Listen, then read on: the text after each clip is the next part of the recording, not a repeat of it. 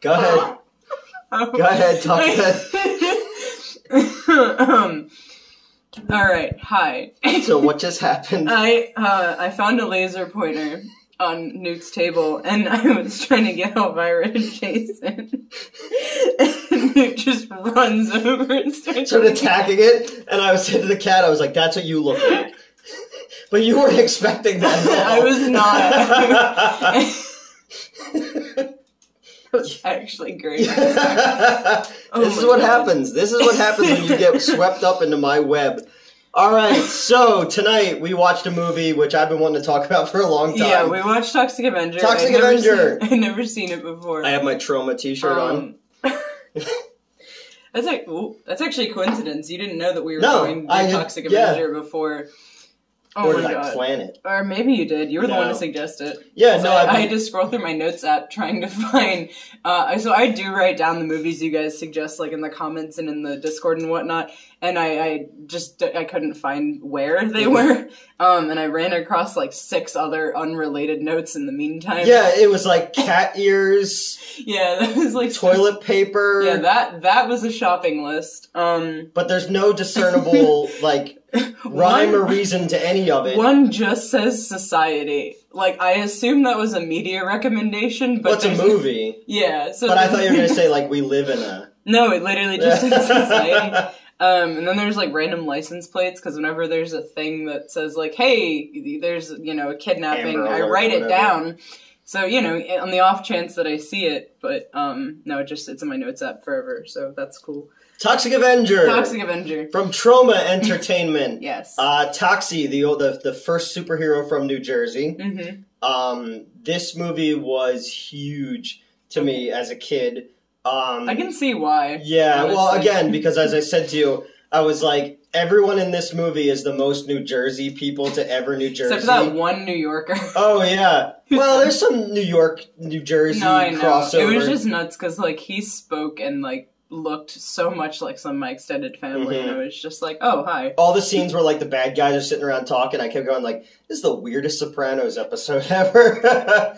So, Michael Hers and Lloyd Kaufman. It is pronounced Hertz. Hertz? Yeah. Okay. It's Hart in German. Oh, all right. Usually I see it spelled with a T, but at least the German word does not have a T in it. So Lloyd is someone who I've worked with in the past. Mm-hmm. He's in Midnight Show. Yeah. He plays the disembodied head of Adolf Hitler in Attack of the... so there's a theme. Yeah, Attack of the Robot Nazis, where the Russians during the Cold War stole Hitler's head and created a robot where one of his spinning blades in his hand is a swastika, and the other one is a hammer and a sickle, and he's taken on the American hero. And we got Lloyd to film all of his scenes in one day, just against a blue screen, and it was pretty funny. That works. Yeah, I was gonna say also in the Troma team is Eric, right? Eric Welch, yep. Yeah, he did. Well, I've worked with him twice. He's done gore makeup for me, which like. I could not recommend him more. He's so respectful, so nice, but like layers on the blood. Yeah. I love it. He gave me, obviously, you've all seen Swamp Zombies too. Obviously, the cinematic masterpiece. He is the one who did the exposed jaw on me. That was kind of a like last minute thing that turned out amazing. He did that. He did Nunchucks 3D. Yep, he threw the blood on me. For yeah, Nunchucks. He's done a bunch of stuff for me. Whenever there's conventions, he tends to be in the Toxie outfit. It's kind of sick, honestly. So I've been a big fan of these guys since I was a kid because, again, the New Jersey, New York, I've been to their offices and stuff like that. He worked a couple times with the old company I used to be with. So you've seen the first one. Yes. All right. Which, somewhere along the line you mentioned that there are sequels and there's that also the tutu stays. There's also a children's TV show. At one point it was a Saturday morning cartoon for kids. What? Yeah. See? That's your response. So they made insane. The Toxic Crusader when Marvel was like about to go bankrupt. They bought So remember, you don't remember because you weren't old enough. There was that time period where there was like Captain Planet and Swamp Thing, like that, the environmental thing. Oh my God, look at Toxic Crusader. And it was that's sick. Actually. Yeah, so he was like an environmental superhero. And one of the things I was working on at the last company, because there's going to be a big budget, Elijah Wood's in it, Peter Dinklage is in it, a big budget Toxie remake. That's sick. I need to know who Elijah Wood is. He's the bad guy, I think. Well, I'm sure it's a different story because Peter Dinklage is Toxie, so I don't know if they're making him big. I think I've seen you guys talking about this in the Discord, and I wasn't sure it was going on. So Legendary Pictures has the rights to it. They made it. I think Warner Brothers is doing it. But we had pitched at the last company redoing the game as a 2D side-scrolling beat-em-up game because Cinemassacre is so well known with Troma. So I had pitched this entire thing, and it went far into it because we were going to get the rights to redo the original game, the Sega version of it, I think it was, and put that back out on what became Retroware, I think is what they call it.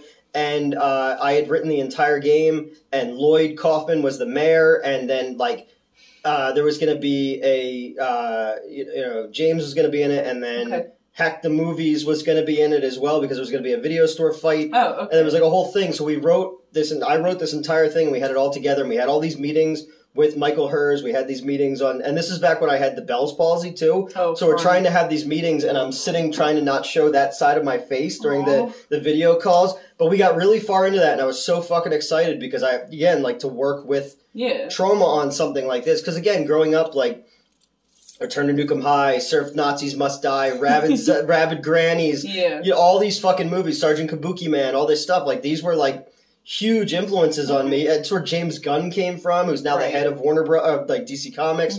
That's why Lloyd Kaufman shows up in all of Guardians of the Galaxy and all that. Because even Toxic Avenger is playing on the TV in the last Suicide Squad movie.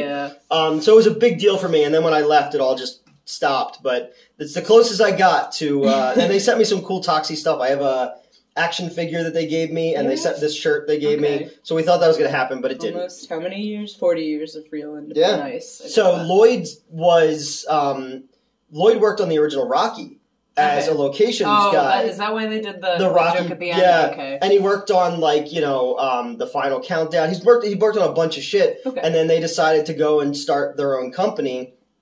And they had done stuff like The Waitress before this and all. And a movie with Lynn Lowry. And then they did this, and this was their first breakthrough movie. And I get why. I really get why that worked well for them. Yeah, it was in that perfect time period where you still had Grindhouse, but VHS was becoming more prevalent, and that's where they built their entire company on VHS until Blockbuster and West Coast Video made it so that Troma could no longer have their stuff in there. So if you ever saw the last Blockbuster documentary, I haven't yet. It's not good, but because we didn't. So obviously I grew up when Blockbuster was still a thing, but it was definitely dying out. Yeah, but we never went to Blockbuster. We went to a smaller store. I think it was called TLA. Okay. It was right next to the Bertucci's. I remember. Really specific. That Bertucci's isn't there anymore, but it's fine. It was 10 minutes away, and that's where we'd go to get our movies, and my parents would just let us loose in there, and then I'd come back with something, and they were like, no. TLA had a cool selection too, because TLA is where I discovered, because they were in Philly and stuff like that too, and they had a big underground. They were very big on gay lesbian cinema as well. That's surprising that my dad took us there all the time. Well, I think they started that way, and that they were more off-center, basically. But it was through them renting that I discovered John Waters, I discovered Jodorowsky, I discovered David Lynch, all that stuff. David Lynch, he based Eraserhead on living in Philadelphia, and then I fell in love with that, But it was, awesome.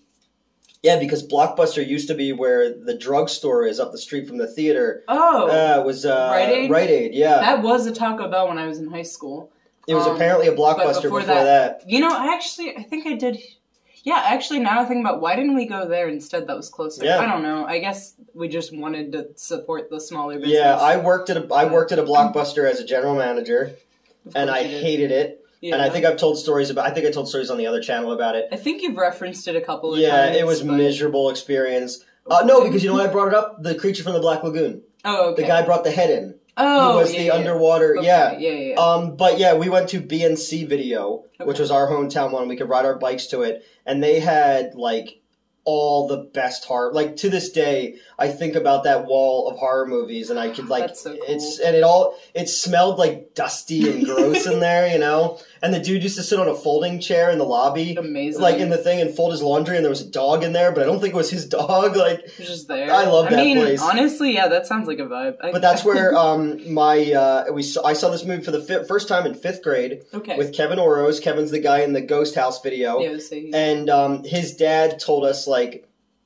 and it was 1993, so his dad is the one who told us about Clerks. Oh, okay. That, hey, this dude made this movie in New Jersey, and then, hey, there's this other movie in New Jersey. So that's how I discovered Lloyd Kaufman and Troma, and then just fell in love with all of their movies and growing up, because it was like, there's gore, there's 80s boobs. It's also really well done gore. I liked the effects a lot in this, and I mentioned that I think specifically when Melvin was transforming into Toxie.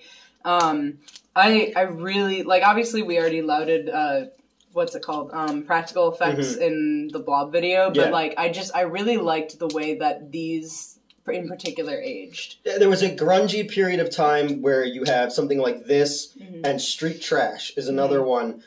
Street Trash is, like, a dude literally drinks this thing that melts him, and he flushes himself down the toilet, because he melts on the toilet. I have several questions. Yeah, also a lot of full frontal male nudity in that movie. Okay. Lots of it. So, yeah, the practical effects are great. They're fun. Yeah, this is they held up really a low-budget movie. But I think they allocated the budget extremely well.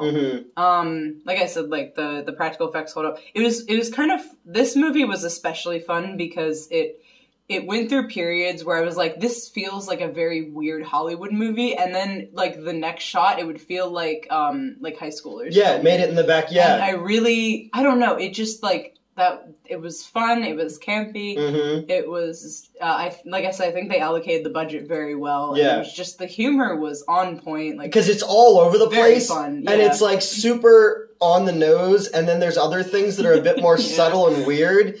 Again, there's a parody of fucking Rocky in there, and the Elephant Man, and there's another movie, just like, because I reviewed My Bloody Valentine 3D, and that one also has a little person being killed horribly. Oh, okay. This one does too. Yeah, which at first you think she's innocent, and then she's not. So this movie is about Melvin the Mop Boy. Yes. And he's a nerdy mop boy at the Tromaville Health Club. He struggles with social interaction, I would argue. Yes, yeah. And Tromaville is the waste dumping capital of the world. Yeah, which is on their sign, which is endlessly funny. Yeah, well, it's New Jersey. Yeah. So he likes Julie. Yes. And is that her name? Julie, yeah. The blonde. The blonde, who they all have crazy eyes. Yeah, fucking Bozo is his name. Bozo. Like, that man was on coke the whole movie. I don't know if his character was supposed to be, but he gave off the vibe that he was on coke the whole movie. Which was, his eyes were either wide or blinking really rapidly, which interestingly, like, almost called back, and I feel bad saying, like, so, I don't know if I've shown you a couple of the music videos from Snow Patrol, but he had, the lead singer of Snow Patrol, I forget if it was, like, a drinking thing, or, like, he fell, I forget what it was, but he blinks, like, way too much in the music videos, and it felt like that, but, like, the opposite, obviously. Like, this was overacting versus, like, whatever's going on. I'm trying to think if I know who Snow Patrol is. I can't remember if they did Chasing Cars or if that was The Fray. Did they do the song in Spider-Man 3? Maybe. I know them from, like, 2006. Okay, I think they did the song in Spider-Man 3, if I'm not mistaken. They might have. Where the music video is really cute. It's like a little kid school play of the first two Spider-Man movies. Okay. I'm trying to, I'm not sure. The song was called Signal Fire. That does kind of sound like a song. No, I just remember that. Now I have to make sure before I sound stupid that they were actually the ones who did Chasing Cars and that wasn't The Fray. I get them mixed up constantly because I grew up on both at the same time. Yeah. And they have very similar sounds. Did I mention that this was Marissa Tomei's first movie? You did to me, not to you guys. So Marissa Tomei... Oh yeah, who was she in the background? She's just a random person in the background. Marissa Tomei, Academy Award-winning actress, Aunt May... Chilling. Is just in the movie. Okay, yes, they did Chasing Cars. Okay, alright. This is the album cover for it. I'm an old man. I don't know. I'm not going to sing it for you. No, we'll get demonetized. But yeah, so this so Melvin is a constant pain to Bozo, Slug. Like, I'm gonna be honest. I was a little like I wasn't on their side because they were clearly awful people. But like he dunked the mop into the hot tub they were all sitting in. Yeah, everybody's gonna get like a staph distressing. infection. It was really distressing. But apparently, like the entire town hated him. Well, but the entire town also is just always in the health club. Yeah. And it's like, well, yeah, that's why it's the dumping ground, because there's nobody there, like, doing their jobs. Yeah. The mayor is, like, 500 pounds. Okay. And he's a bad guy. And they don't, like, specify what he's done. He refers to himself as a criminal or a bad guy at one point. Well, they're selling drugs. That's true. They are selling drugs. And his first deputy is a fucking Nazi. Yeah. That was unexpected. And then it was funny because like I got used to the Nazi character, which just love saying that. And then at one point, he like slips and calls the mayor Fuhrer. And I mean chief. Yeah, and I like choked on my drink. Like I just wasn't like I wasn't expecting it. There were a few times that I was like, you should have expected this. They dropped the hard R at one point. That I shouldn't have expected, but like the follow-up of then later someone using the F slur, I was like, oh, why did I jump at that? They dropped a hard R earlier, But again, it was like shock. It's 1980s. It was a little bit shock value. Also, it was kind of to show that like, well, it was definitely done to show that these people were bad. Yeah. Because it was specifically being dropped at when they were talking. Oh yeah, our main people who aren't Melvin, Julie, I guess, Bozo, Slug, and the brunette, I don't remember her name. The one who becomes sexually aroused by pictures of dead children. Yeah, well, yeah, but part of the thing was, I guess they go on hit and runs all the time. Which is just awesome. Drive around and hit people. Well, that's when they go down every other ethnic slur. Yes, you can imagine on how much they're worth when you hit them. Yeah, and that was a little funny, particularly because I like. At first I thought I was mishearing it, and then, because I heard they said Jews, and I thought they said juice, and I was like, wow, that doesn't seem relevant, and then they kept going, and I was like, oh! No, what if it was all those other things, and juice? Yeah. Dude, I don't know, I just wasn't expecting them to just start dropping slurs. Yeah. You've never seen a Troma movie before. I guess I haven't. And we were also discussing how the gay couple are prominent pillars of the community. They're adorable. And they're obviously stereotypes, but like... But it's like, in a fun way. Yeah, they're like clearly respectable members of the community. They have a business. Everybody seems cool with them, It's true, yeah. I was like... And like, the things that are played for laughs with them is not like... It's not mean-spirited. Yeah, it's not mean-spirited. Yeah. Like, the one guy, like, chewing on his boyfriend's fingernails instead of his own, that was hysterical. Or, like, the monster comes in to the health center and, like... He jumps in the other one's arms. So, like, it's not mean-spirited, it's not homophobic, but, like, it's definitely, like, played up gay. And he's like, everyone knows that monsters prefer blondes. Oh, yeah, the whole movie, they're, like, trying to fuck the monster. It's so funny.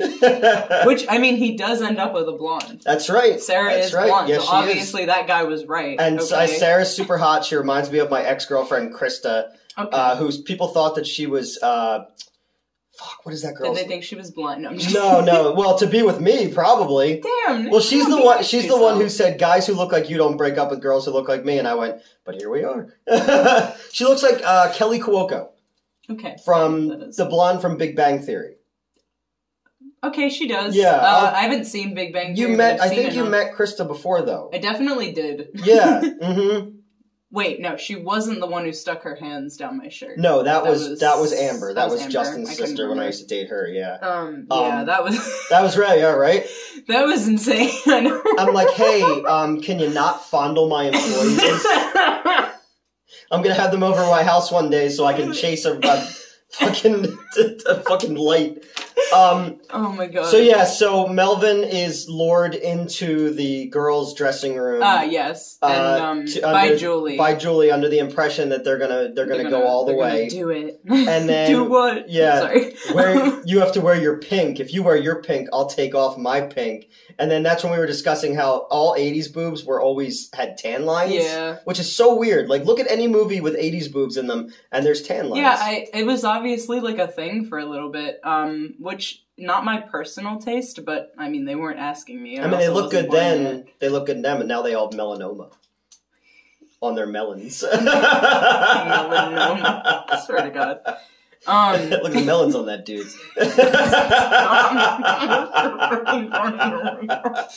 Inside jokes are fun. Oh my god. So the lights go on, and there's a sheep. Oh yeah, they happen to have with lipstick and a wig and a bra and pearls. God. They went all out with decorating the sheep. So they chase Melvin outside, making fun of him. Right. Well, no, they chase him around the building, and then he jumps out. Oh, right. So at the same time, I guess that this prank is happening. There's just there's just these truckers, and they pull into to Tromaville, and they're like, well, we're not supposed to dump this waste in an inhabited area. Mm-hmm. But then they think, oh yeah, toxic waste capital. But the one guy's still kind of hung up about it, and the other guy's like, well, I have a shitload of coke. Oh, okay. Why didn't you say so earlier? I think it was yeah. So then they just start they just stop in front of the health center. So this is how this line. They have these open, unsecured barrels of toxic sludge. Okay. And, right, so they're shoving their faces in cocaine, quite literally, they pick up their all over their face. All over their face, which I'm once again, I don't know what the verb I'm looking for is, but, I'm once again noticing and slightly distraught by the, waste, the cocaine waste in a movie. It was the 80s, it was excessive. Yeah. Didn't they also get, a gram of something for $1 at one point? That was insane. Well, Reagan had the economy really kicking back then. Yeah, expensive the AIDS. Mm-hmm. Yeah. And, well, we could cure AIDS, but But dollar cocaine. Mm-hmm. What the hell was I talking about? Yeah. So at the same time that they're just doing coke in front of the health center, Melvin jumps out a window into one of the waste bins. And he's just legs akimbo. Yeah, he's just he's in there for a long ass time. Everyone runs outside, and they're still laughing at him. And they're like, if you can't take a joke, and his skin is boiling, and they're like, he's faking. Yeah, because he falls out, and he's rolling around in agony on the ground, obviously, because this shit's clearly caustic. And then, everyone's laughing at him, loser can't take a joke. This guy stinks. I'm but at one point, the cop, goes to touch him, and his hands burst into flame, and I'm like, well, why isn't he on fire? And then the very next scene... Because he gets up and runs, and is now on fire. And it's just a great dude in a fire suit. But he's been, squirming around on the ground, bubbling for, a solid 5 minutes before he just gets up and is on fire. All to Night on Bald Mountain, because it's free. Mm-hmm. You could use that music. Okay. Melvin goes home and gets in the bath. Yes. And begins to transform. Yes, and his mom is outside and hears the growling and is like, oh, my Melvin finally hit puberty. But it's like you were saying, it's like Cronenberg's The Fly. He's pulling the hair out. Yeah, it did feel like The Fly a little bit. Very much in a good way. I loved The Fly. But I only watched that somewhat recently. Oh, really? Fly's a good movie. A year or two ago at most. Because, I don't know, Gina Davis was so hot back in the day. True. Mm-hmm. But also, I'm one of the many people who, finds Jeff Goldblum, kind of irresistible for Oh, yeah, no, I get it. It's a phenomenon. He's, aging like a fine wine. He is bizarre. aging very well. Because, there was a period of time in the 80s where he had, a weird, Jufro mullet kind of thing going on. Yeah, and then and then he became do you ever see Buckaroo Banzai? I don't think I have. Oh, Buckaroo Banzai Across the Fifth Dimension is incredible. Okay. That's a movie that we should talk about. Okay. That deserved a fucking sequel. I'll write that down. Yes, Buckaroo Banzai somewhere in my notes. If you ever you ever see The Life Aquatic? No. Oh, okay. They basically redo the ending of Buckaroo Banzai in the ending of The Life Aquatic. It's really good. But yeah, so Melvin transforms into The Hideous Wait, Monster. what's the movie that you just said we Buckaroo Banzai. Buckaroo Banzai, Mm-hmm. okay. Peter Weller is in it, who's RoboCop. John Lithgow is the bad guy. That's a fun fucking movie. Okay. But right, so yeah, Melvin transforms. You were saying lots of bladder. What are they called? Bladder effects. Yeah. Bladder effects. Do you think this is a trans allegory, like The Matrix? This one, I don't think so. I'm gonna say probably not. All right, well, I wanted to wax philosophic about how this movie was ahead of its time. Hey, look, if you make the argument, I am always willing to listen. Because I think when it comes to speaking for the trans community, I am the guy they're looking to. I am the beacon in the darkness. That fucking guy is talking for us? Forget it. We're all back in the closet, everybody. Oh my god. I still, every so often, because I think about how I've gone in and out of the closet over the years, I still remember the first time that I came out to you and I was a complete accident. Yeah. But we weren't, like, taken aback by that. You were just confused because I never mentioned it before and I never mentioned it again. But it was just like... It was out of nowhere because you and Gabe were talking we were at the theater and I was like sweeping, I think. I was just sweeping behind the counter and you and someone else were like standing in the lobby talking and I don't even remember what the context was, but you said something about like pronouns and how you like you didn't care what people's pronouns were, but I like got weirdly worked up about it because it was one of the times I was pretty deep in the closet and I was like, yeah, I don't understand why I can't just like, or why it's like I can't have people call me they, like I don't understand why that's a problem. And you both kind of looked at me like just a little bit confused. Because like, before that, you were having a conversation with us about something completely different. Yeah. So it was almost like... It was out of nowhere. Yeah, it would be like we're having a conversation and then you're like, that dog has a puffy tail and you run away. Like because I did actually run. Because they both looked at me like, huh? Like just like a little, like, elaborate. Like we're willing to have a conversation about... And I just dipped. Like I just disappeared. I was like, goodbye. It's like, yes, let's have a discussion about gender fluidity. I never said but that instead you ran through the fucking wall and left a mech-shaped hole in the wall like you were a Looney Tunes cartoon. Basically. And then I didn't mention it again for the next like 2 years. And then I finally like, we went to pop in, I think, and I was like super drunk and I finally was like, hey, Newt, I need to tell you something. And you were like, okay. Like, I came to you just like, all right, cool. Yeah. But what, you want me to be like a bigot? Like... No, I just... You ain't one of them queerosexuals, are you? Oh my god.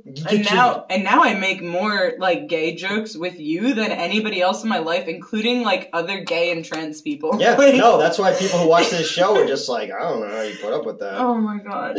Yeah, anyway, I don't think this movie's a trans allegory. No, not at all. Like, realistically, for funsies, like, anything can be a trans allegory. But, like, on a genuine note, I don't think this is. I don't think anything can.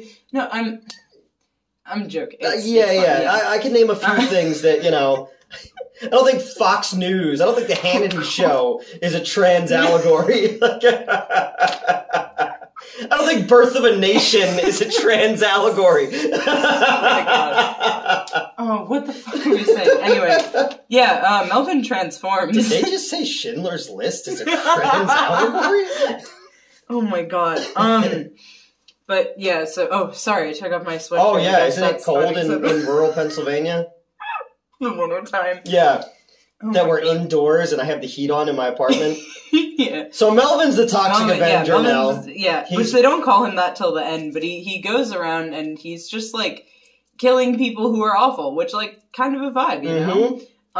He starts out, he saves this cop in an alleyway, who's being accosted by Cigar Face, this dude in drag, and other guy. Some dude. It's fun because there are a few trios in this movie where like two people are really like interesting and stand out, and the third guy is just some guy. They all that has to be intentional. They're all sort of like bad guys in 80s side-scrolling beat-em-up Nintendo games. Like there's a lot of leather jackets and vests and face paint, leotards. Yeah, and it's a lot. The Lycra budget for this movie should have been. Oh my god, the Lycra budget! Everyone has to bring their own Lycra. Oh my god! But yeah, he saves this cop from being killed by a cigar face. But it's also fun because for a little bit there, the cop is kind of like the stand-in for the audience. Mm-hmm.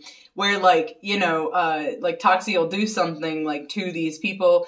And, like, we cuts to the cop reacting. To it, like, yeah, so, like, when he gets his eyeballs poked out. Yeah, he's like, oh! He grabs him by the balls, he's like, ooh, A lot of testicular trauma in this movie. Much testicular trauma in this When he's punching, he puts Cigar Face into the dumpster, and then he's just punching his balls down, and we know... And that was, like, the third time that we've seen, like, ball trauma. Yeah. Already. And but every fight takes place in the same alleyway. Yes, with all these cardboard boxes. That shift in the size of the boxes.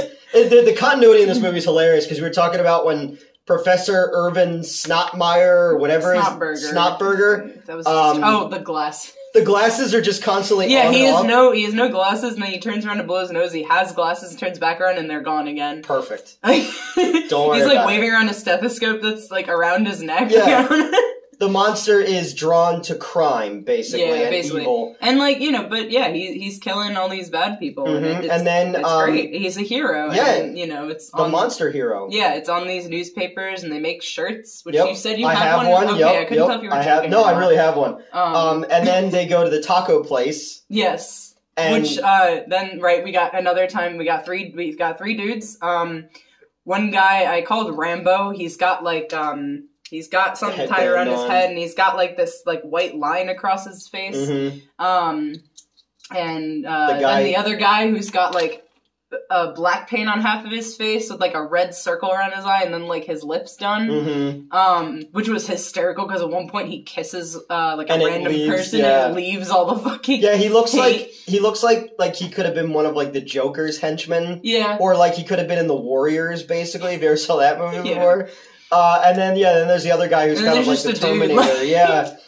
Oh no, he's the one I called the Terminator. Okay. With the red eye. Yeah. So then, so they're holding up a taco place. They're pointing a gun at a baby. They shoot a dude in the chest. Yeah. They shoot. Oh, yeah, the guy who stood up, which was hysterical because his girlfriend the whole time is like, no, like, everyone in this movie is acting like they're in kabuki theater. Like everyone. Great. Yeah. Because it's everyone, it works. Yeah, because there's a whole thing. That's like Troma's thing, though. Yeah. And then they have like when they put the snake down the guy's back when he's leaving the aerobics class, which is literally just a garter snake. And everybody starts like flailing around doing their thing. Yeah, because he's like, do exactly what I do. If I kick my right foot, you kick your right foot. If I kick whatever he's doing, right? Because I'm paying way more attention to the snake because snakes. Yeah. And it gets put down his shirt, which I don't know how he didn't feel that, right? But suspension of disbelief. Everyone's on cocaine. But yeah, at the taco place is where we meet Sarah. Yes. And Sarah is blind. And she's there with her dog. And then they blow her dog away.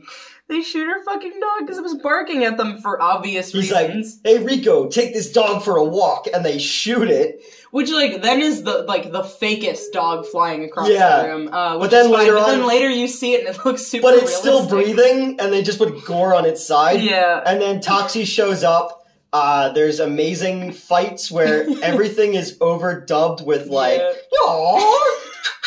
That happens several times throughout the movie. And they're fighting in what looks like it could have been like a Taco Bell or something. Yeah. And there's like potted plants that are hanging, and it's like super awkward the way they do it. But one guy keeps passing out. Like one of the workers just keeps like losing consciousness. And then the other one's drunk. The other one is drunk. So they have the one dude, you'll see it in the movie, that his one arm is always at his side. Oh, yeah. Because he was actually missing an arm in real life. So that's the one that Toxie pulls off and then beats him with it. And then he kills each one of them by one of them he dunks their hands in the fryer. Dunks their hands in the fryer and like bends poles to keep them there, or like pipes, that's the word I was looking for.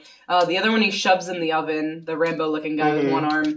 The other one he makes. He makes like an ice cream sundae out of because he pours milk down his like mouth, which is like already distressing and immediately reminded me of There was someone did that for like a Vine or a TikTok. I forget what the app was at that point that was like being used. But yeah, he pours cereal in his mouth and then pours milk. But he can't keep it, so he just spits it everywhere. There used to be a thing where they would, I don't remember what show or movie it was, they would pour chocolate in their mouth, then milk in their mouth, then shake their heads. That does sound yeah, really it was familiar. in something. I don't know. I don't remember. It was like an 80s show or 90s show. I think it got I think it was Step by Step. Okay. That TGIF show. Okay. But anyway. Yeah, so he then he puts like scoops of ice cream in this dude's mouth, the whipped cream, the hot finishes chocolate, it with the cherry, and then like shoves it like the milkshake mixer. Yeah. That my hand was straighter than I thought it was. But sorry, my brain tried to make a gay joke out of that and just threw words together. What kind of fucking channel do you think this is?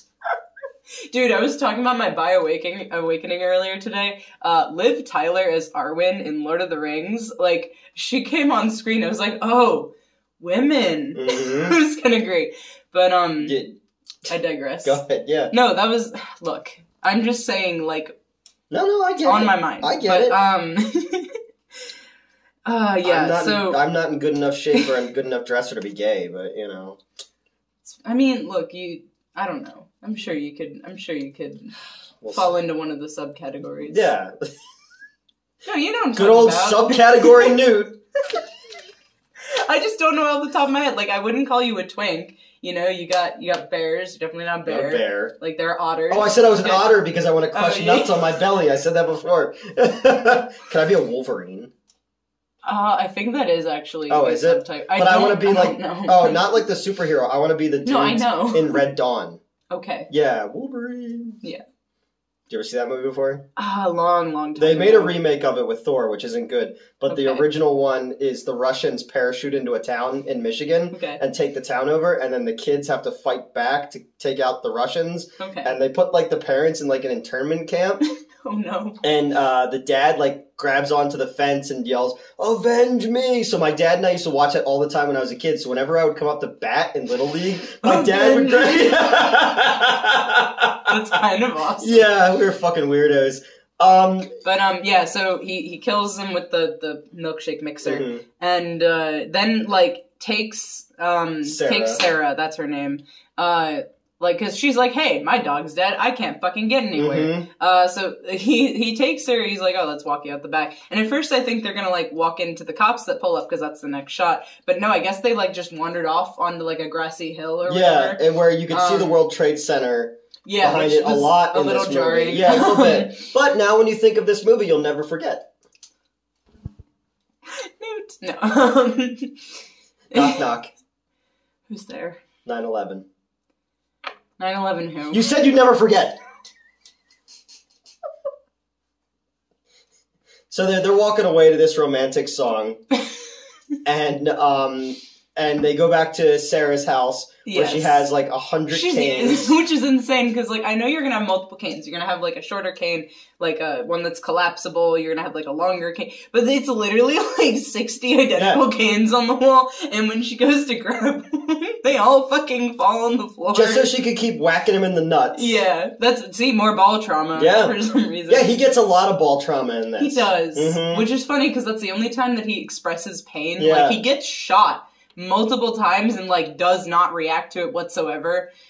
He gets punched and like kind of reacts to it, but like maybe this movie is about the how men have to act strong, but how inside our masculinity is actually affected by the world abroad, and that this movie is a metaphor for that, about, you know, what we represent versus what we are and what we need in nurturing. Yeah, I'll take that.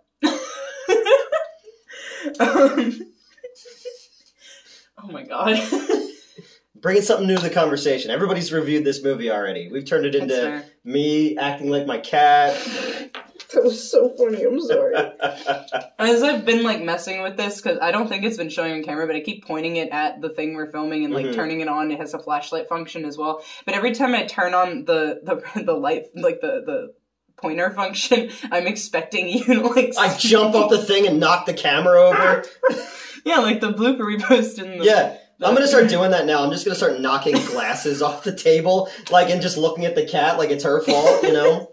How do you like it? Oh my god. Yeah, so he's like, you can't touch my face, I have acne. Oh yeah, because she did the stereotypical, like, oh, I'll touch your face, which apparently is, like, not really a thing, by the way.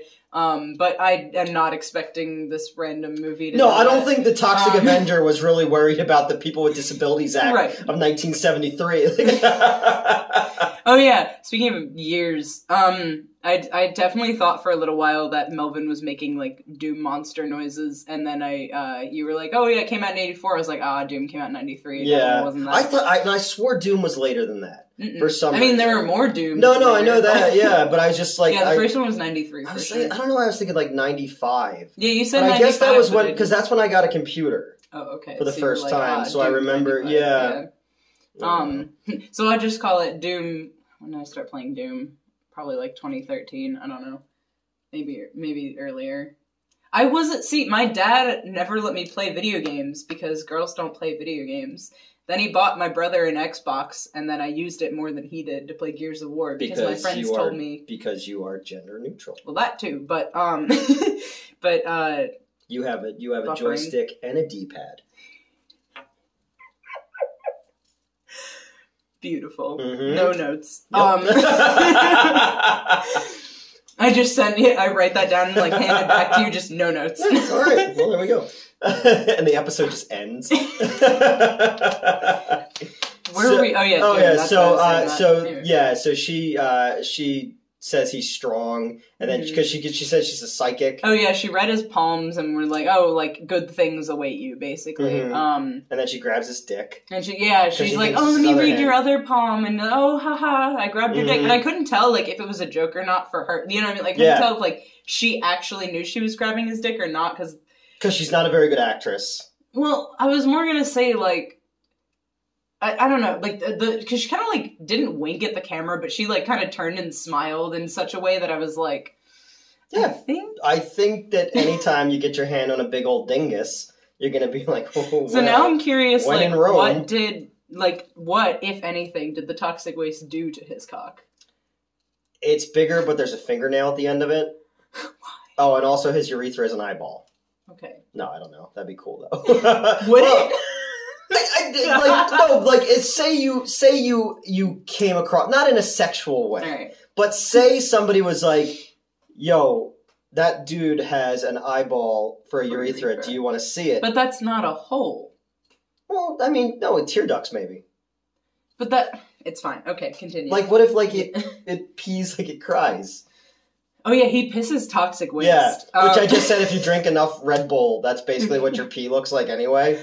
That's after he saves a 12-year-old from being prostituted. Oh yeah, I thought she was going to a David Bowie concert. That's not David Bowie! It wasn't a real clown car, but it was a limo. Yeah, limo that, like, 18 dudes got out of. Again, all the most New Jersey-looking guys. Literally everyone looked more New Jersey than the last. It was so funny. But yeah, because this dude comes out... Well, first he's, like, hey, dude in the alleyway, like, you want this chick?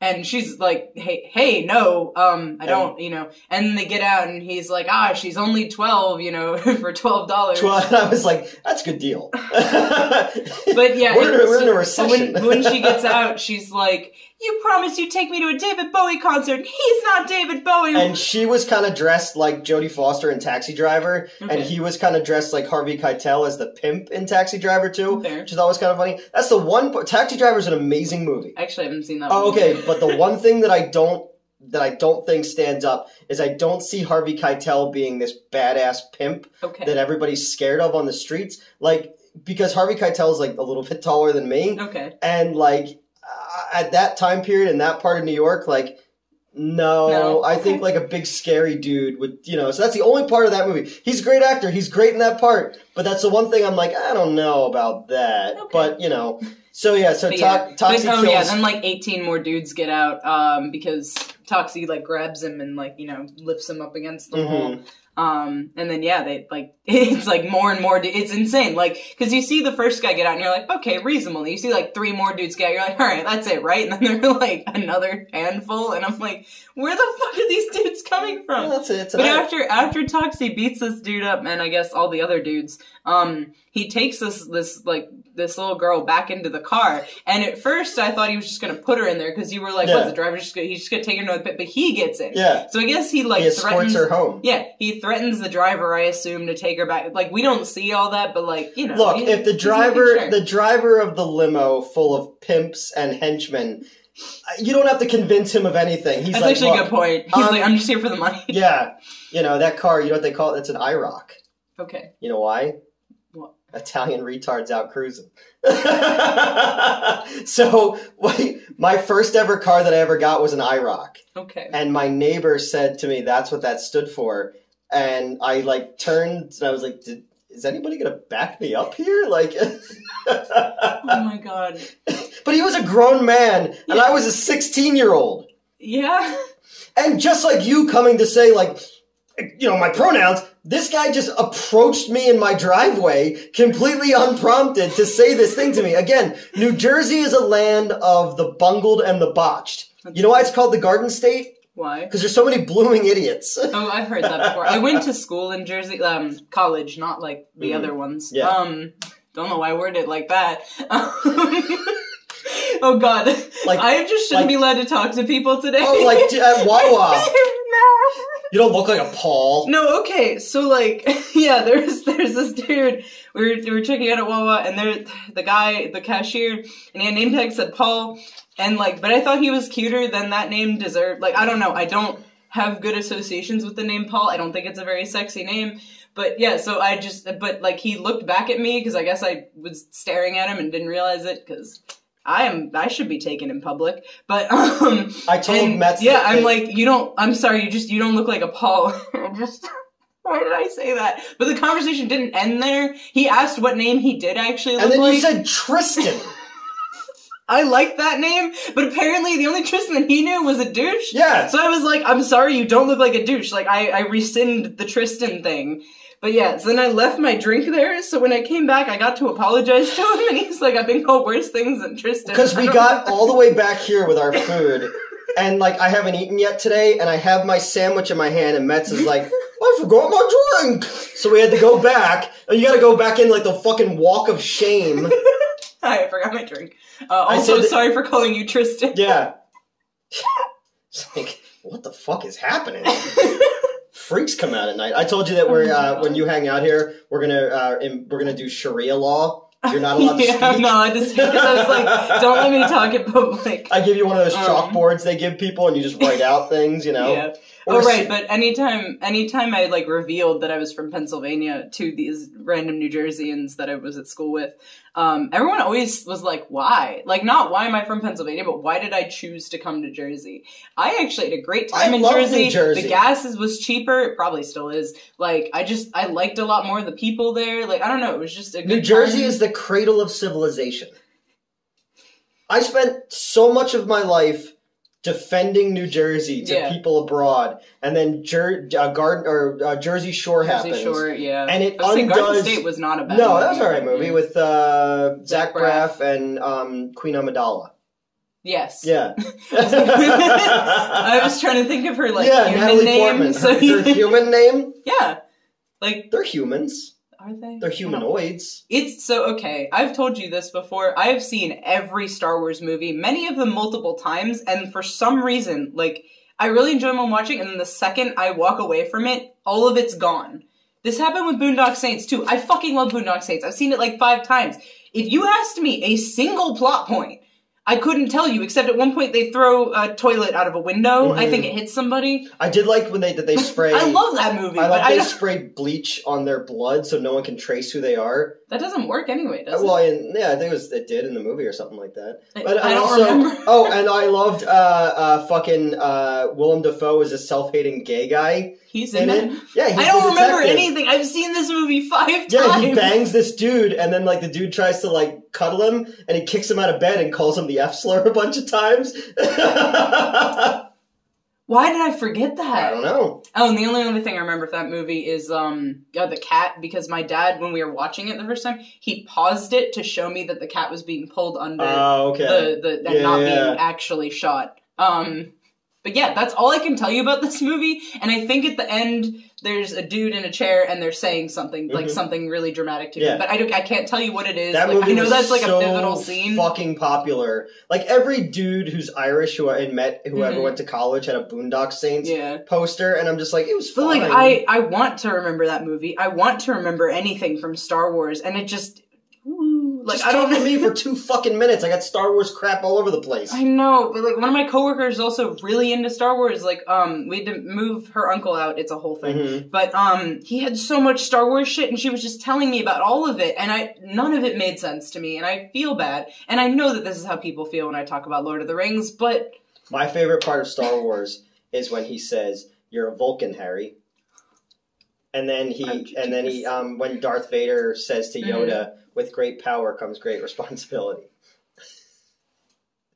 Do you know how many times people send me those memes when they so have stupid. anything Lord of the Rings? Like, if they say Gandalf once, people send them to me, and I'm like, okay. It's funny, I can tell when something that I like has, like, a moment in, like, meme culture, because everyone and their mother sends it to me. Like, when there was that video of, like, old people reacting to Rammstein, everyone, you actually posted it on my Facebook wall. Yeah. And then, like, 6 other people tagged me in it and, like, sent it to me, and, like, everyone, like, people I haven't spoken to since, like, mid-high school were like, hey, you like Rammstein? I'm like, how is that my defining... I mean, it is, but, like, no, just kidding. Like, how is it the one thing that they remember about me? Well, it's like the one thing you remember about Boondock Saints, so who the fuck do you think you are? I'm not complaining. I will happily take random... You just complained for 5 minutes! I'm more just confused, okay? Do you think Boondock Saints is a trans allegory? You know, the funny part is we weren't even drinking tonight. No, we weren't. I did not bring alcohol. I'm sorry. So, we totally glossed over the fucking part where a little kid gets his head run over. Oh, yeah. And I straight up took that effect and redid it for the Paperboy trailer. Oh, yes. That's in there. Familiar. The dude who's selling drugs in the gym gets the fucking weight thing crushed on his head. That was sick. That was awesome. Because then it wasn't even that, it's just when they cut back to it, and the top of the head is gone. Oh, yeah, he, like, lifts his head, and he's like, eh. It reminds me of Peter Jackson's Bad Taste, where they cut off the top of his head, and it's just the bottom half, but his hands are, like, coming up. Sick. And the same thing with, like, later on in the movie where he's trying to put his guts back in. Oh, that was great. That reminded me, I've definitely talked about it on this channel before, at least to you. That music video, where the guy's dick explodes at the end. That's yeah, that one. And now, if I haven't mentioned it on the channel, it was taken off of YouTube, like, way later than I thought it would, because I found it in high school, and it stayed on YouTube for, like, 6 years. Yeah. And then it recently got taken off. It's on Vimeo, but, yeah, Vimeo is cracking down on shit like crazy. Vimeo is taking down... not the happiness and slavery video. I don't know, but Vimeo has been taking down people's stuff that they don't feel is... like appropriate anymore. But they did it when I worked at the other company. Was the Cinemaster videos had to come off of Amazon because they no longer fit their thing. That's why Tubi is like the last bastion of Bastion. What did I say? Baskin? Like Carol Baskin. I was thinking Baskin Robbins, but the last bastion of like. I don't want to say uncensored, but like, kind of. No, of smut. I'm okay with smut. You know what's a great thing? Did you ever see the RoboCop remake? I don't think so. Okay, so a bunch of people were given a scene from RoboCop to remake. Mm-hmm. And have you ever seen RoboCop? I think so, a long time ago. When he shoots through the girl's dress and shoots the guy in the dick. You made sure that I saw that scene. So my friend Jordan and his ex-wife, when Peter Weller, who was RoboCop, who was also in Buckaroo Banzai, was at Monster Mania signing autographs, she wore a t-shirt that said, "Remember when RoboCop shot that guy in the dick?" And that picture went viral. So these dudes made their scene, but it's that scene, but everyone gets their dick shot, and it's like way more people. You definitely showed me that. But there's guys who just have their dicks out and they explode, and it's just exploding dicks everywhere. Oh my god, that's amazing. But that's that Troma style. It's that and it's wildness. It's good. It's so fun. Exactly what I needed right now, to be honest. I've been in a weird mood all day. I almost canceled on you. I'm sorry. I know. Yeah, I was like, because I fucking fell asleep. I was supposed to talk to Tina Kraus tonight, who's a well-known Scream Queen, B-movie actress, model, and I guess she had to reschedule for whatever reason. She had to reschedule. Yeah. So you texted me, but like, yeah, I guess I passed out at some point. And then at like 9 o'clock, you were like, "Hey, I'm on my way," and I was like, "All right, cool." And then at 10 o'clock, you were like, "I just got up. I'm leaving now," and I was like, "What the fuck? I got shit to do, homie." Hey, at least not 4 a.m. and I'm driving back from Pittsburgh. Hey, I'm coming back from Pittsburgh. I'm just going to stop at your house. I'm like, what? Being friends with me is chaotic, to say the least. Joseph and I were just actually sharing with one of the mechanics at work some of the, what's it called? Some of, like, his favorite stories of mine. Oh, God. It's a wilderness of horrors. Yeah, I was going to say, I'm thinking, I don't think, one of them I definitely cannot share. The other one, I mean, I almost died in at least one of them. Technically, both of them. Good. It's fine, I'm here. Yeah, it's fine.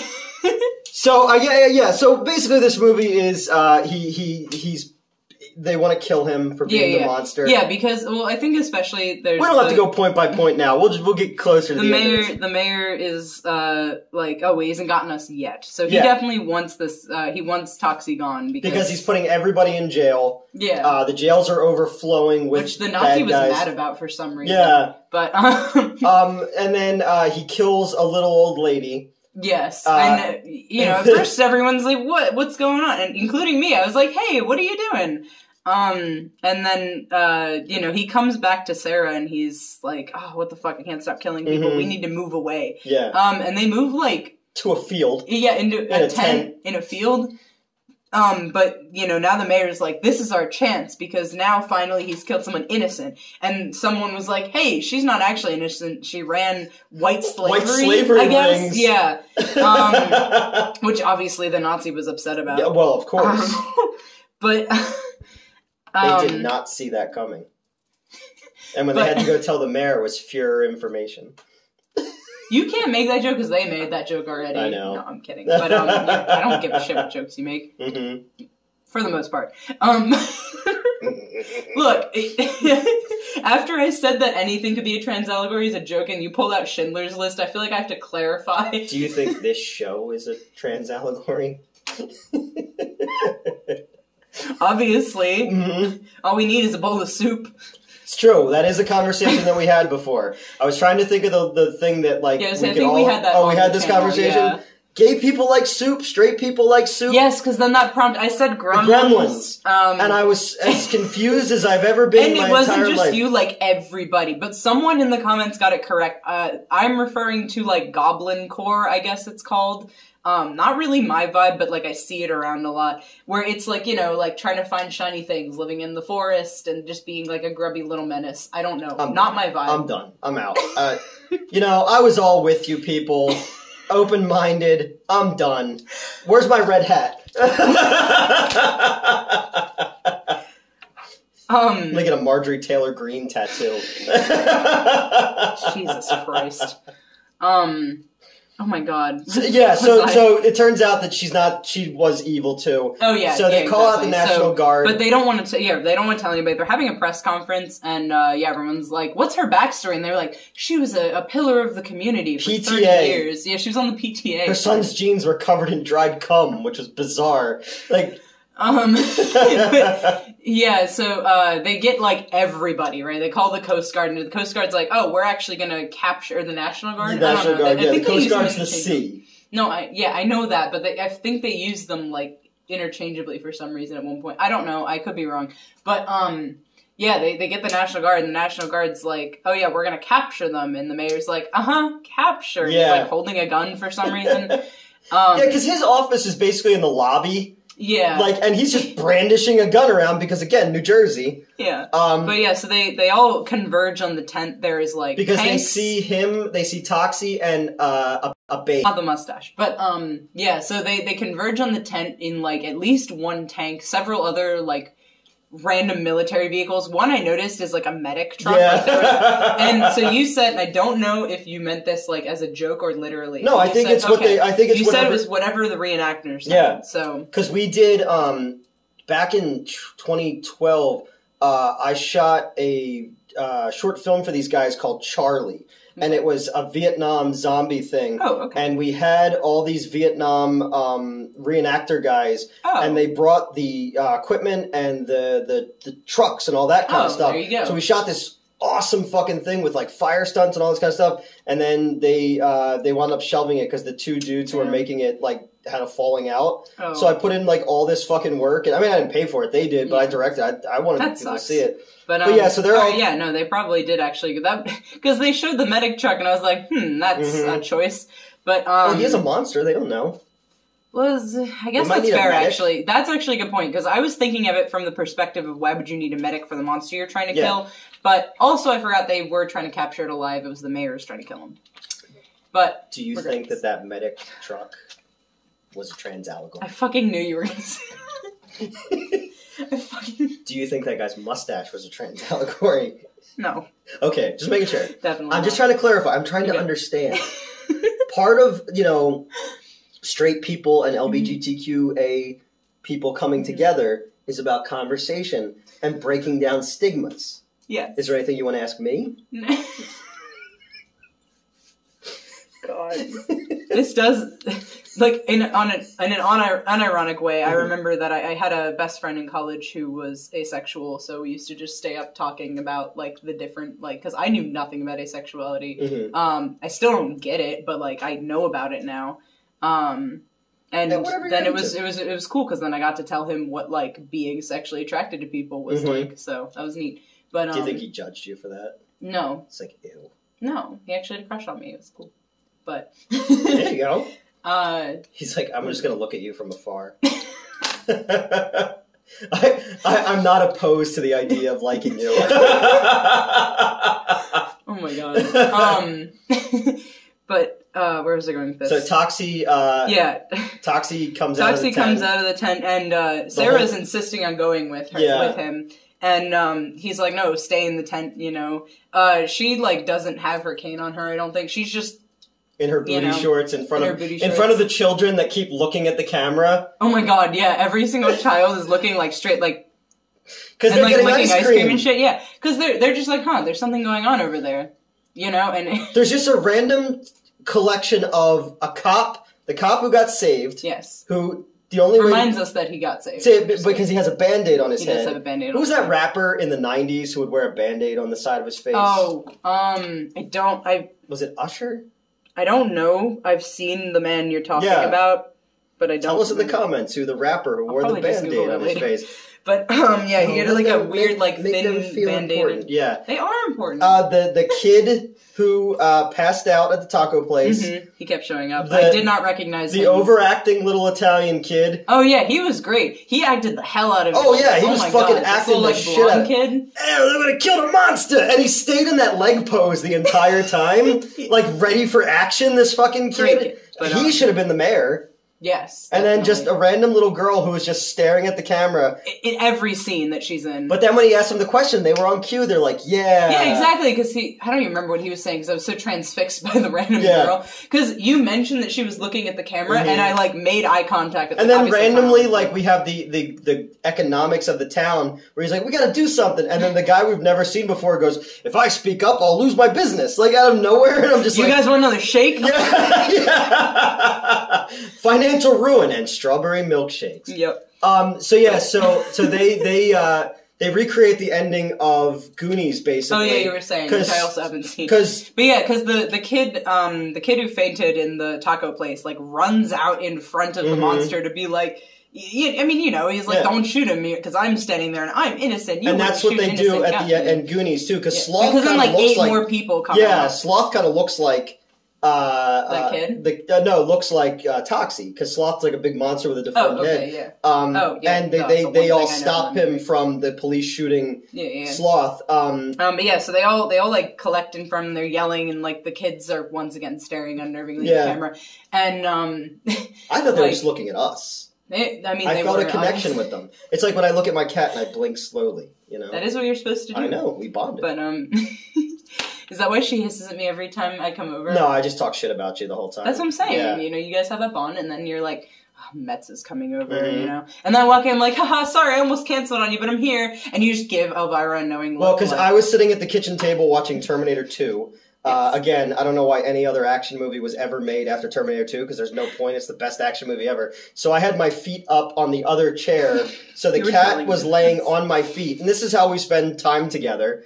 And then you came in, she hissed at you, and fucking took off, and I was like, alright, whatever. You moved her usual hiding spot, though. There's like on the TV stand, there's like a blanket, I guess. But she normally hides behind it, and he flipped it up today, so now she's not in there. Well, I've been throwing shit away, because I'm going to be moving soon. Oh, yeah, that's true, you're moving. And I'm trying to, like, consolidate my life more. And you're going to move, and I'm going to drive 2 hours to do these now but we'll have a studio, so we'll have a bunch of shit to do. It'll be a good time. But, do you think that 2-hour drive is a trans allegory? You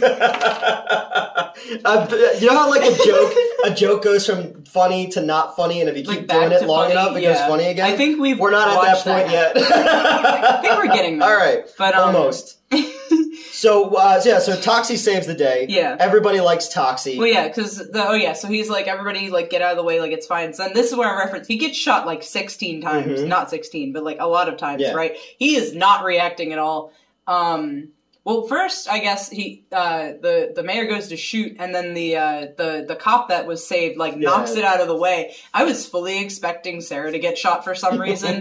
But yeah, she's fine. But yeah, then, Toxie advances on him, and, he fucking cowers. He's a little bitch, and he's like, oh, dude, I'm a good boy, like, don't kill me. I have so much to live for, whatever. And then he says something like, oh, let's see if you've got guts. And he, like, rips out the dude's guts, and then he's shoving them back in there, which is great. But, might be like the beginning of Saving Private Ryan, where they're on the beach in Normandy, and the dude's trying to put his guts back in. Yeah. So he's dead. But yeah, and then he runs back to Sarah, and, well, they do the whole, like... Yeah, they do the Rocky, the end of Rocky, where it's like, Sarah, Melvin, and he's coming through, he's even coming through the crowd and everything. Yeah. I love in that scene in Rocky, though, because she loses her hat. Yeah. And it would have been a continuity error, so when he did it, he's like, your hat. Yeah. Like, he references it. Yeah. So I was like, that's great. I like that, too. I love Rocky. I love the Rocky movies so much. Not just because I'm from Philly. Not just because, oh my god, back in fucking middle school, wherever we went to that museum. And, the art museum? Yes. And my friends, I know, it's the art museum, okay? That felt unnecessary. I'm sorry. But my friends all dumped their bags on me. So they ran up the stairs. And I did too, but I had like 6 backpacks on. You're like a Sherpa. But yeah, and then eventually they moved into the bottom. And like, I don't know. I get it. But also like, come on. Well, it used to be at the top of the steps. Yes. Then they moved it. Now it's down by the stadium. Yeah. Yeah. Yeah, I forget if they'd moved it at that point. I don't know what year they moved it. Yeah. I feel like it was after I made. I like in Rocky IV when he pulls up on his motorcycle and he throws his helmet at the statue. Yeah. Rocky IV is my favorite Rocky movie, mostly because of Dolph Lundgren. Yes, he's great in it. He's great in it. I don't know if I ever told you. So when I was like really into the Rocky movies, again, I was probably in like middle school or whatever. I got a T-shirt of Dolph Lundgren that says, if he dies, he dies. So that's already like kind of funny enough of like picturing my tiny ass with the fucking if he dies, he dies shirt. But so I was working at my dad's vet hospital for a long time. And, so I was helping out on the weekends in particular, and on Sundays we were closed. So, on Saturdays and whatnot, I'd wear the uniform, but on Sundays I could kind of wear whatever I want as long as it was like a t-shirt and jeans or whatever. So, I'm wearing if he dies, he dies. Okay. And I think about this all the time because I feel bad about it. But so my dad rushes in, which was kind of weird. Like it was like Sunday morning. I'm like, what are you doing here? And he tells me that one of our like most valued clients was putting their dog down that day. Oh no. And he was making a special exception and that I was supposed to help him with this. And I didn't have anything to put over the shirt, so I assisted with this euthanasia wearing if he dies, he dies. Emblazoned. Why don't you just like flip it inside out?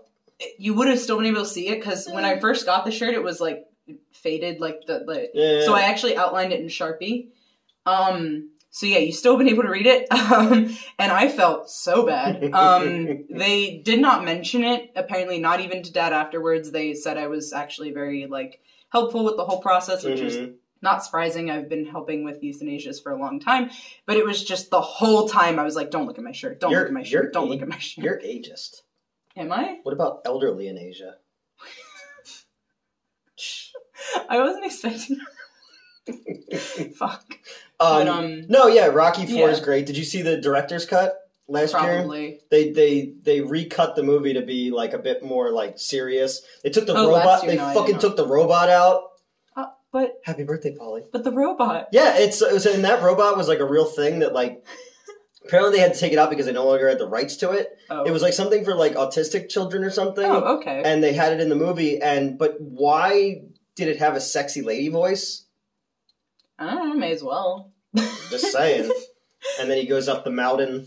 But that movie's like 60% montage. It is. It is a lot of montage.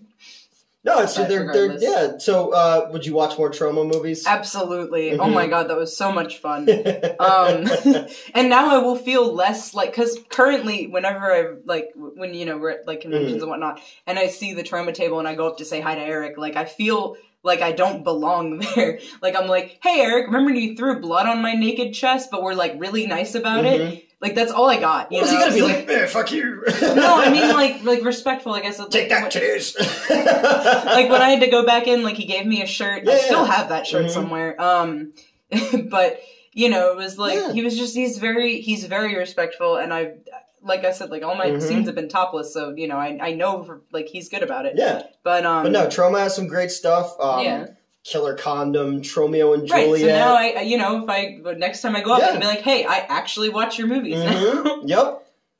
No, I've been a big Troma fan my entire life. I've always wanted to make a Troma movie, but so I don't know. It's one of my favorites when I was a kid. It's definitely always conjures memories of the VHS era and showing them to people, and it was fun to kind of like have people who'd be like, oh, I'll show you this really fucked up movie, and they'd show you like House, the Sean Cunningham movie, and then you'd be like, okay, well here's Surf Nazis Must Die, and they'd be like, what the fuck is happening? Have I ever told you the movie that I most have firmly associated with VHS was Independence Day? For some reason, my dad, well, we had a lot of VHS, but that is the one in particular. My dad made a point of us watching on VHS, so.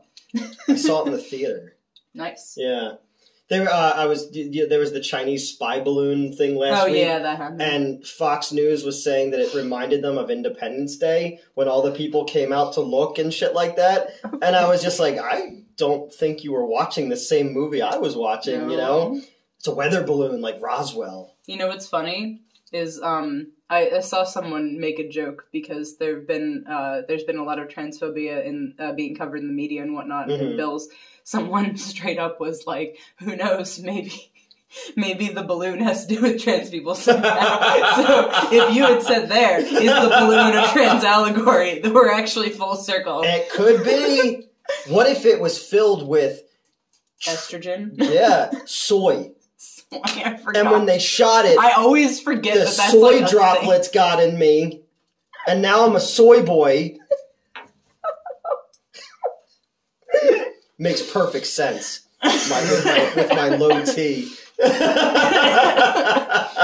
Oh my god! There's a new conspiracy for us to start. The weather balloon. The weather balloon. The Chinese spy balloon. Yeah, the Chinese are trying to turn us all into trans soy boys.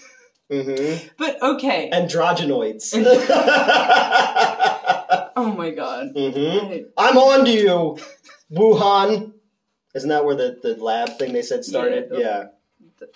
How did I do that? I don't know. So sorry. You fucking broke my laser pointer. No, I'll figure it out. It's fine. So, since we talked about everything other than... I'm sorry, no. I am excited to see more Troma movies. I very much enjoyed this movie. I don't know. I liked that it was like Frankenstein, but not really, you know? It felt like better on my soul than the sequels... They shot 2 and 3 at the exact same time. They changed everybody's names. A lot of the same actors didn't come back. He goes to Japan to find his dad, and then that's where we meet Sergeant Kabuki Man. Then in part 3, Cigar Face comes back as a completely different character. Wait, he died. I know. Oh, you mean the actor? Yeah. Okay, yeah. And part 4, Lemmy is in it. Oh, fuck yeah. Ron Jeremy gets killed with a cross, which is actually a funny scene where because he's a scumbag too, and I knew him before, and it's hard for somebody who I liked and defended to find out they're such a scumbag. But he's doing the whole thing where he's like, "Oh God, if you really want this, show me a sign." And there's just a shadow of a cross, and it's like this, and he goes anything, and it just starts going like this. So it's God trying to give him a sign, and then he gets he gets it jammed down his throat and killed. Amazing. Eli Roth is in it, and fucking Corey Feldman's in it. And I don't know what Eli Roth normally looks like, but I loved him in Inglourious Basterds. I had the biggest fucking crush on him. He got bulkier for that. Okay. Yeah. But it was funny because I distinctly remember there were 2 movies where I turned to my dad later and I was like, does this actor normally look like this? One of them was Eli Roth as the Bear Jew, and he said no. And then the other one is in Tombstone. I loved Val Kilmer with tuberculosis. Oh, yeah. Oh my God. So I turned around and I was like, Dad, please tell me Val Kilmer normally looks like this. He's like, no. Kind of does now though. God, he looks awful. Oh, does he? Because he had throat cancer, so he looks awful. And he was Batman.